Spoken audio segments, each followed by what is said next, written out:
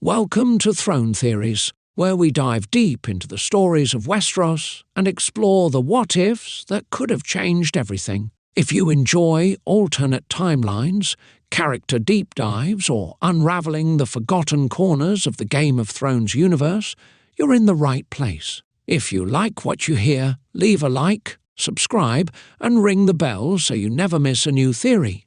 And, most importantly, drop your own ideas in the comments. What would you change? What story should we twist next? Now, let's dive into today's theory. There's a moment at Castle Black when everything could have changed. It's after the White attack, the one that nearly kills Lord Commander Jorah Mormont in his chambers. In the canon timeline, Jon Snow proves his courage and loyalty by saving Mormont's life. In return, he is gifted Longclaw, a Valyrian steel sword once destined for a Mormont heir. But what if that moment didn't just earn him a weapon? What if it gave him a choice?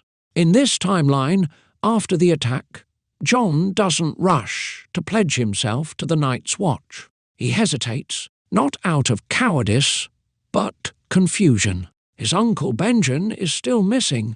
The undead are real. And the vows he's about to take feel too final, too binding, for a world that suddenly doesn't make sense. Jorah Mormont, old and tired but not blind, sees this conflict in the boy. And, perhaps, deep down, he knows what's coming for the Wall. So he gives Jon Longclaw anyway, not as a reward, but as a warning. "You'll need it," he says, "wherever you go." Jon does not take his vows. Instead, he leaves, not under cover of darkness, not like a deserter. He walks away with his head held high through the open gate. Some of the brothers call him a coward, others simply watch. Jorah Mormont says nothing, but Samwell Tarly follows him. He catches up to Jon in the woods, wheezing and pale, with his pack barely fastened and his boots half-tied. "You'll need someone who knows how to read," Sam says, "and who won't let you go alone." Jon wants to send him back, but he doesn't.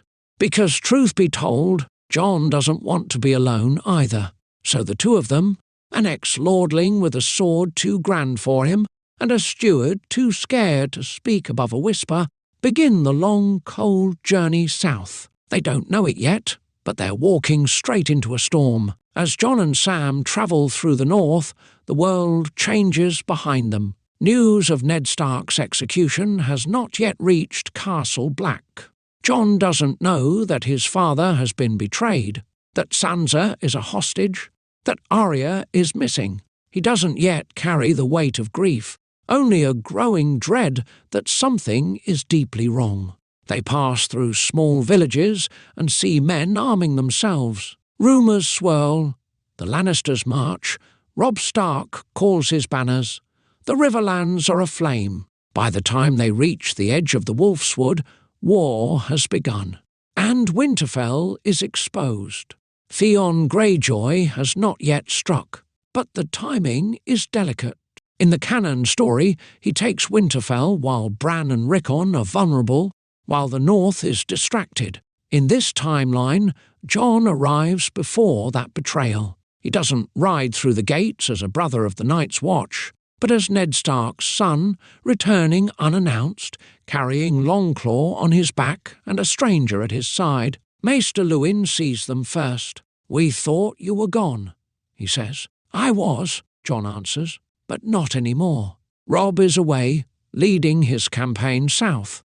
Catelyn is gone as well. But Jon is not a child anymore, and Winterfell recognizes him as Stark. Bran embraces him with a kind of relief that only a boy who's been left behind can feel. Rickon is too young to understand. Osha watches him carefully. And Theon. Theon flinches. Jon doesn't know what Theon's planning, but he senses it. The restless pride, the envy, the hunger to prove something. Theon wears that ambition like oil on his skin.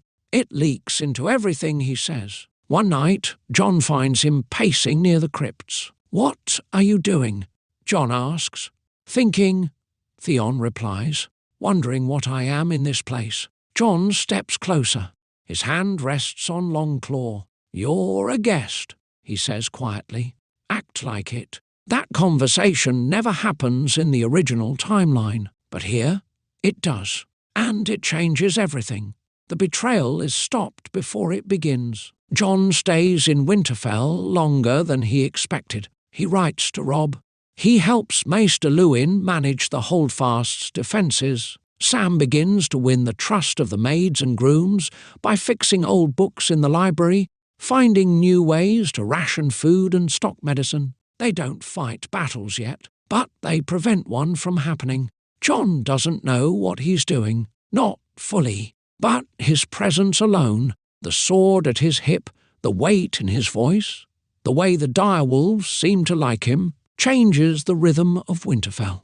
It feels steadier, more grounded, less alone. Robb writes back, his army is deep in the Riverlands. War is brutal, but he's winning battles. He misses home. He misses Jon. He says, could use you. And Jon writes, I'm coming. Winterfell had not changed, but Jon had. He no longer walked its halls as a boy, uncertain of his place. He was not a sworn brother of the Night's Watch, nor a bastard skulking in the shadows of his father's name. He was a sword hand now, a scout, a survivor. He had seen death move, he had watched the dead rise, and though he did not carry titles or banners, Winterfell felt his return like the hush before a storm. He quickly became more than just a visitor. With Robb away in the Riverlands, the weight of defence fell to Maester Luwin, a few loyal men, and Jon himself. He spent his mornings training with the guards, his afternoons inspecting food stores, and his nights keeping quiet counsel with Luwin and Sam.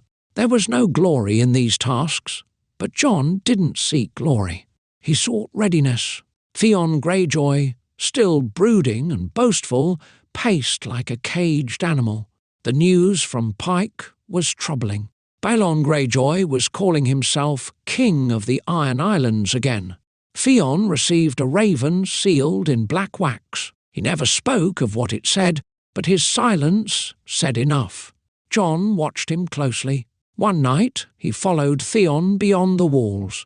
The boy was whispering to a raven keeper, trying to send a message. Jon didn't confront him, not yet. But the next morning he quietly removed Theon's access to the rookery, and the message never flew. The betrayal was stalled. Suspicion replaced ambition. And when Jon reported it to Maester Luwin, the Maester said only, You may have just saved the castle. Still, the storm was coming. War was growing in the south. And Robb's victories would not protect the home they'd left behind forever. Then came the invitation from the twins. The Freys would host Robb Stark and his mother for a feast and wedding, a new alliance to strengthen the war effort. On the surface, it seemed sincere. But Jon, now serving as a travelling scout for the north, heard different whispers on the road. A travelling hedge knight spoke of men sharpening blades late into the night. A merchant passing through White Harbour claimed Frey soldiers were hoarding crossbows, not grain. Jon sent a raven to Robb, a warning, but it would take time to reach him. Meanwhile, Winterfell prepared. Jon made sure Grey Wind, Robb's direwolf, was not caged. In this version of events, the direwolf travelled with Jon and a small northern party meant to escort Arya and secure the twins. Because yes, Arya was coming. Arya Stark never makes it to Braavos. Instead, the hound, Sandor Clegane, has a change of heart. Perhaps it's his conscience, perhaps it's survival, perhaps it's just fate. But he does not try to ransom Arya this time. He rides with her north instead, grim and silent, until the towers of the twins come into view. That's when everything changes. Arya spots the banners first. Too many Lannister colours, too many guards. Jon's men approach at nightfall, and under the cover of dusk, they sneak inside with Grey Wind. Jon disguises himself among the Freys. Sam waits at the edge of the woodline with messages ready to fly. Then the signal, a servant drops wine on Catelyn Stark's dress. A musician draws a hidden blade. But this time, Grey Wind is loose. He rips the throat from the would-be assassin. Arya leaps onto a guard's back, driving a stolen blade through his neck. The hound crashes through a side door with a shield and torch, drawing fire and chaos to himself. Jon storms the dais, Longclaw singing as he cuts down a Frey archer. The Red Wedding still happens, but this time it fails. Roose Bolton is stabbed through the heart by Arya Stark. Lord Walder Frey is pulled from his chair and devoured by Grey Wind. The hall burns. Robb escapes with a wounded shoulder. Catelyn, alive, pulls Arya into her arms and doesn't let go. There are losses, men loyal to the North fall, but the family lives. And the Freys? The Freys are no longer a house. They are a memory. The hall still stank of smoke and blood. The bodies had been cleared. The flames had died. But the betrayal lingered like a stain too deep to scrub out. The Red Wedding was meant to end the Stark rebellion. Instead, it became the rallying cry that reshaped the war. House Frey was broken, its name now synonymous with failure and treason. Lord Walder's surviving sons were hunted, their bannermen scattered. The twins were seized by Robb's forces within a day, and those Freys who bent the knee were spared. The rest were hanged. The Riverlands had bled enough. Robb Stark, still wounded but alive, stood taller in the eyes of his men. He was no longer the young wolf in name only, he was a survivor of the greatest ambush of the war. His mother walked beside him again. His sister Arya stood behind him, blood on her blade. Jon rode at his right hand, the sword Longclaw ever close. The tides were turning, but war does not forgive easily. The Lannisters had not expected the Freys to fail, and when they did, Cersei raged. Tywin quietly restructured his plans. Jaime returned to court, shaken and incomplete. The North had not only endured, it had struck back, and the news spread. In the Reach, Marjorie Tyrell's betrothal to Joffrey continued as planned, but with unease. The Freys' failure had exposed cracks in the realm's spine. In Dorne, Prince Doran watched with silent curiosity. In the Vale, Lysa Arryn locked her doors tighter. But the most important response came from Dragonstone. Stannis Baratheon, king in name if not in numbers, read the Raven with quiet intensity. The Freys had failed, the North had survived. And Ned Stark's bastard was back in the fold. He called his banners not out of faith, but out of necessity. For the first time, he sent a raven to Robb Stark. "Let us speak," it read, "before the South forgets who it truly belongs to." The Starks did not celebrate. They rebuilt. Winterfell had received word of the failed wedding and the narrow escape. Sansa, still a captive in King's Landing, was not forgotten. Bran and Rickon, though safe, remained hidden in the north under protection.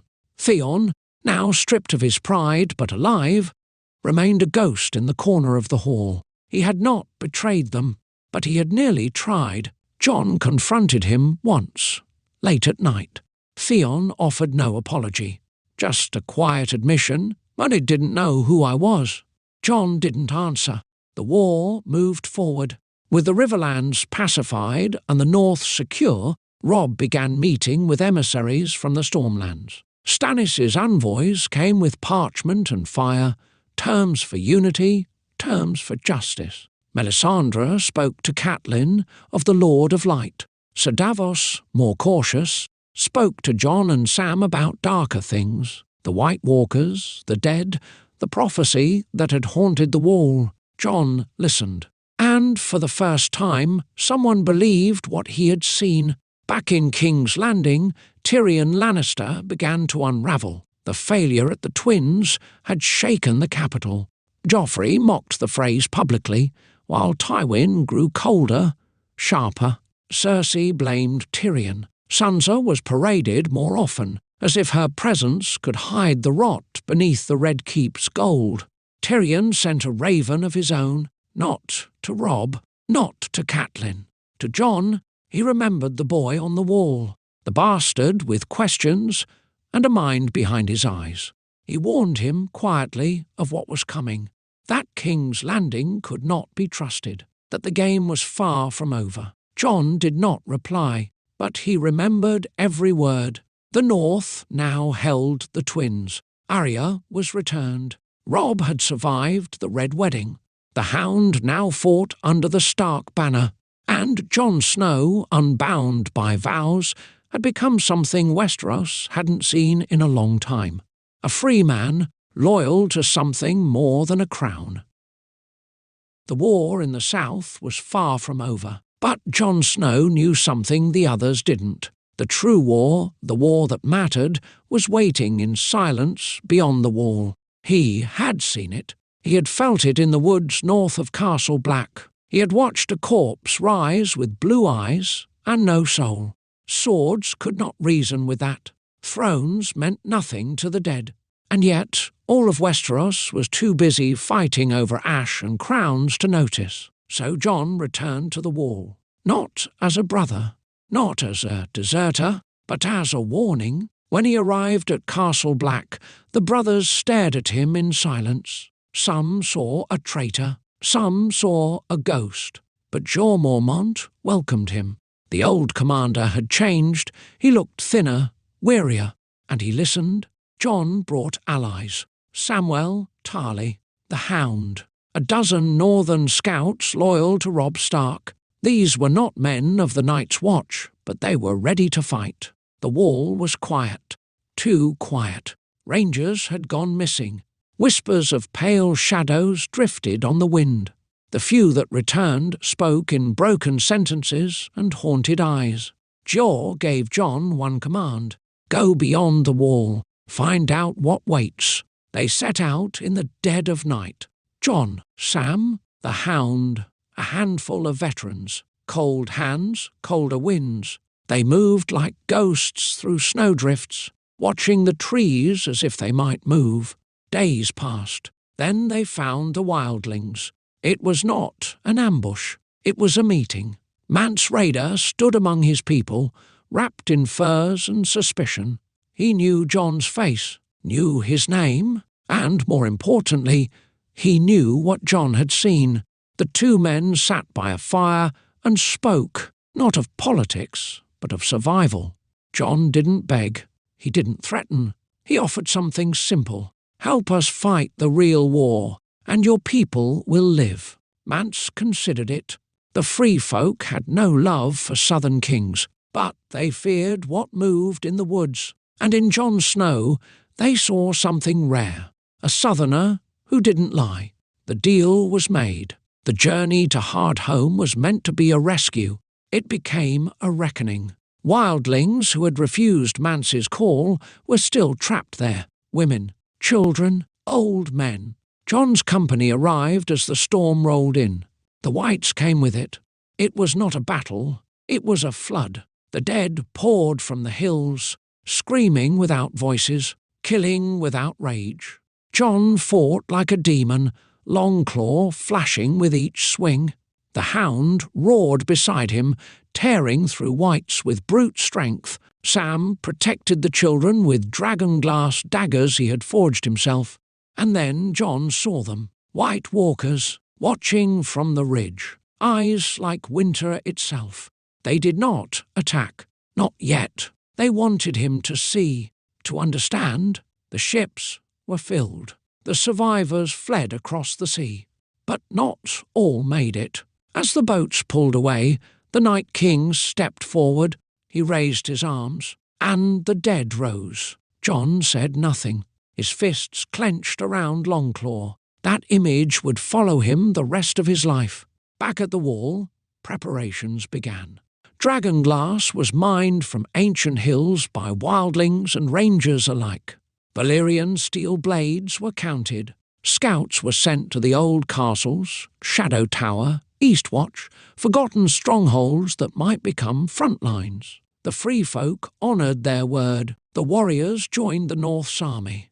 The women and children remained behind to prepare for the long night. Sam returned to Castle Black with scrolls, fragments of prophecy, and ancient lore. He spoke of Azor Ahai, of the prince that was promised, of a king born of fire and ice. Jon listened, but he didn't believe in destiny. He believed in the cold. King's Landing was already crumbling before the gates were breached. Tywin Lannister was dead, poisoned in his bed, or so the rumours claimed. Some whispered it was Varys, others blamed Tyrion. The truth didn't matter. His absence left a void no one could fill. Cersei tried. She ruled through fear, through whispers and manipulation, but the court was splintered. Joffrey had grown crueler, more unstable. The Tyrells grew restless. The people rioted. And in the shadows of the Red Keep, Sansa Stark remained a hostage, her smile rehearsed, her silence mistaken for obedience. Tyrion had already vanished. Some say he escaped through a secret tunnel. Others claim he killed his father and disappeared aboard a smuggler's ship. But when the bells rang for war, the imp was nowhere to be found. Robb Stark marched alongside Stannis Baratheon. Their alliance was uneasy, born not of friendship but necessity. The Red Woman, Melisandre, remained distant. Her fire burned for prophecy. But Davos, always the realist, spoke plainly. They needed the North, and the North needed ships. Together they commanded the largest army Westeros had seen since Robert's rebellion. Baratheon banners flanked Stark wolves. Wildlings rode among them. Arya wore armour now, silent but deadly. The Hound rode beside her. And Jon Snow? Jon rode ahead, to Dragonstone. Daenerys Targaryen had finally crossed the narrow sea. The dragons were grown. Her armies, unsullied, Dothraki and Second Sons, stood ready. But she did not arrive to conquer. She arrived to understand. Jon met her with few words. He spoke of the dead, of what he had seen, of the wall that still stood, and the darkness that gathered behind it. Daenerys listened. So did Tyrion, who had found his way into her service. It was he who advised restraint, who told her of King's Landing, of wildfire stockpiles, of a kingdom already burning without dragonfire. They did not ride for the capital. They waited, and the city fell anyway. It happened at dawn. Stannis led the charge at the Mudgate. Robb circled from the Gold Road, his scouts having cleared the fields weeks before. There was no wildfire this time, no Tyrion to defend the bay, no Tyrell reinforcements. The city was already broken. The gates fell. The Red Keep was taken with barely a fight. Lannister men surrendered or fled. Joffrey tried to run, but it was Jaime who stopped him, not with a sword, but with a whisper. "It's over," he said. "Go quietly." Cersei was found in her chambers. She did not scream. She did not cry. She simply stared at the throne and said, "It was always mine." She was taken to the dungeons. Tommen and Myrcella were spared. Robb saw to it personally. He would not spill the blood of children, not even Lannister children. The Iron Throne stood empty. Jon arrived 2 days later. So did Daenerys. They looked upon the throne and said nothing, not because they didn't want it, but because they understood what it had cost. No one crowned themselves, not yet. Instead, they called a council. Lords and ladies came from every corner of the realm.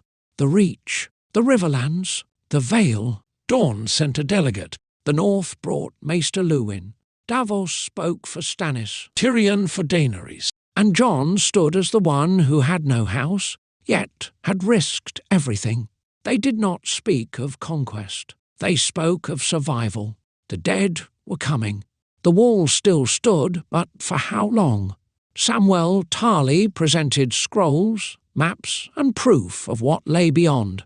Even the skeptical began to believe. It was time to stop choosing kings. It was time to choose leaders. The wall stood tall, but it was no longer enough. The White Walkers had waited, watched, gathered strength. Now they marched. The breach came not with thunder, but with silence, a crack in the foundation, an old spell broken by time and shadow. The dead flowed south like floodwater. Winterfell was the shield.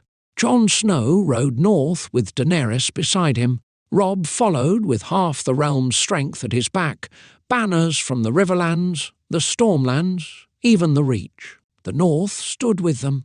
The wildlings marched as free people, and in the skies above, 2 dragons circled, one black, one gold. Sam called it the Last War. They came in the night, first the winds, then the snow, then the dead. Tens of thousands, men, women, children, all stripped of memory, of name, of soul. The living stood behind Winterfell's walls, torchlight flickering in their eyes. Jon took the field beside Grey Wind. Arya vanished into the dark, blade drawn. Daenerys circled above, Drogon screaming flame. Rhaegal fought beside him. At the gates, the Hound waited with fire in his hand. Then the White Walkers came, 6 of them, astride dead horses, watching, and behind them the Night King, silent, cold, unstoppable. He raised his hand, and the dead charged. It was not a fair fight. Whites swarmed the walls. Giants tore through the gates. The dragons burned trenches into the snow, but the flame did not stop them. Jon fought like a man with nothing left to fear. Longclaw gleamed red with blood and black with ash. Arya slipped through shadows, striking unseen. Sam fell and rose and fell again, drenched in ice and steel. Robb held the line near the Godswood, shouting commands through broken teeth. Daenerys landed to shield a retreat, Drogon taking wounds that would scar forever. Then Rhaegal fell, dragged from the sky by undead claws. He crashed into the courtyard, roaring one last time before being overwhelmed. Daenerys screamed, but the Night King did not smile. He stepped forward, and Jon met him. Jon and the Night King fought beneath the broken heart tree. Ice clashed with steel. Wind howled around them. Jon was no chosen one, no prophecy fulfilled, just a man standing between the world and its end. He was losing. Then Arya came, but this time the Night King was ready. He turned, grabbed her by the throat, raised his blade, and Jon struck from behind. A shard of dragonglass plunged into the Night King's back. Not prophecy, not destiny, just timing, just family. The Night King shattered, and so did his army. The Whites fell like dolls with cut strings. The White Walkers froze and cracked. The sky cleared. The wind stopped. The long night was over. The war was won, but not without cost. Rhaegal was dead. Sir Davos, Gendry, Lyanna Mormont, Robb Stark, cut down during the final push to hold the Godswood. His body was returned to the north. Arya placed her blade across his chest. The survivors returned to King's Landing, and in the Great Hall the council met once more, not to choose a king, but to ask who would lead. Then Howland Reed stood. He had been quiet the entire war, but now he spoke of Tower of Joy, of Lyanna Stark, of Rhaegar Targaryen, of Jon Aegon Targaryen, rightful heir to the Seven Kingdoms. Jon refused. He had worn a crown of snow and ash. He did not want one of gold. But Daenerys stood. That is why it should be him. Arya nodded. Sansa said nothing, but she did not object. Tyrion looked at Jon and said, "You've always been a better ruler than the ones who wanted it." The council voted. Jon Snow was crowned. There was no Iron Throne. It had been melted down. In its place, A council chamber was built. Daenerys returned to the east, not in exile, but in freedom. She would rebuild what she had once tried to save. Sansa ruled the north as queen in the north. Arya sailed west. Sam became Grand Maester. Tyrion, Hand of the King. And Jon married Ygritte. A wedding held in the Godswood, watched by the last of the Weirwoods, witnessed by those who had seen the end and lived. The wildlings were given land of their own. No more walls, no more divisions. The realm was not perfect, but it was mended. And on cold nights, Jon stood atop Winterfell's highest tower, watching the snow fall. He had broken no vows. He had followed no prophecy. He had simply chosen to fight for the living. And in the end, that had been enough. That wraps up this journey through Westeros. If you enjoyed this theory, make sure to like the video, subscribe to Throne Theories, and share it with fellow fans of the realm. I'd love to hear your thoughts. Did this timeline make sense? Would the characters have made different choices? And what scenario should we explore next? Drop your ideas in the comments. Your theory might be the next video. Until then, remember, in the Game of Thrones, the theories are endless.